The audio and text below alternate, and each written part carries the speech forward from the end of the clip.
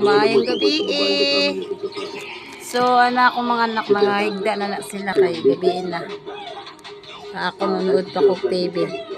So, mauna ilahang trabaho, oras gabi diba? Ano lang, muna ilang mga bisyo ba? Pagtapos na magkaon, pag-wiklit na sa mga lugasan sa plato. Nagbanig na tapos ka na sila. Higda na, tapos cellphone anay niya. Mga alas 8 tulog na sila. Kaya di man pwede na silang dili matukay, may klase man na. Diba? Muna among role kada adlaw. Labi nag may klase. Kaya kung dili na mamati, nako, lamila ba kayong kindi? Diba? Tyson! Laylay! Ano ang ginapanood mo? Ha? Ano?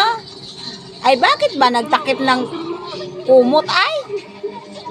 Patingin! Diba? Alam nila, kinuhaan ko sila ng video. So, diba? Sarap sa piling pagkasama mga anak mo. Isang mga pasaway kayo. So, at least, sama-sama. Ganun talaga ang buhay. At ganun din ang buhay ng mga bata. Bata nga So, ayan. Napanood ko English.